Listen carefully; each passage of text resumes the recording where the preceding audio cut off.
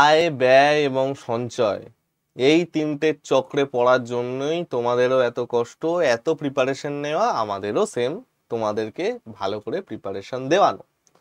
তা চলো আজকে একটা এরকম লোকের কাহিনী শুনি যে তার আয়ের 15% সঞ্চয় করে, কিন্তু তার আয় পরে 15% কমে গেছে।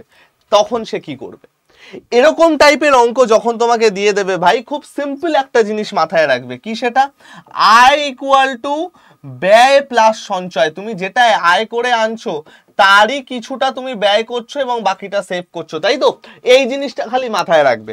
দেখো তো ভাই, বলেছে আয়ের 15% সঞ্চয় করে, তাহলে আমার যদি আয় 100 টাকা হয়, সঞ্চয় হচ্ছে 15 টাকা, তাহলে ব্যয় কত চলে গেল? 85 টাকা। ডান। এবার কি বলেছে? তার আয় 15% কমে গেছে, নতুন আয় কত? 85, এবং সঞ্চয়ের পরিমাণ সেম আছে, অর্থাৎ এখনো সঞ্চয় সে 15 টাকাই করে। তাহলে দেখো, এখন যদি সে আয় করে 85, সঞ্চয় করে 15, খরচ তো তার তাহলে এখন 70 হয়ে গেছে। খরচ ইকুয়াল টু কত? আয় মাইনাস সঞ্চয়। তাহলে এবার কি বলেছে? শতকরা খরচ কতটা কমেছে। দেখো তো ভাই, আগে খরচ ছিল 85, এখন হয়েছে 70। তাহলে আগে ছিল 85, এখন হয়েছে 70। 5 দিয়ে কাটো, 5 17 85, 5 14 70।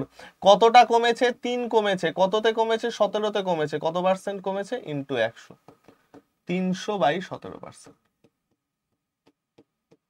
তাহলে তার সঞ্চয় ব্যয় এত পার্সেন্ট কমেছে। যখনই তোমাদের এরকম আয় ব্যয় নিয়ে কোশ্চেন দেবে, সব সময় এই জিনিসটা ধরে এগোবে, তাহলে অনেক সোজাভাবে অঙ্ক করতে পারবে। ঠিক আছে বস? এরকম টাইপের আরো অসাধারণ অসাধারণ ট্রিক জানতে অবশ্যই আমাদের চ্যানেলটাকে সাবস্ক্রাইব করে নিও এবং বন্ধুদের মধ্যে শেয়ার করে দিও। ভালো থেকো সবাই, আসছি, টাটা।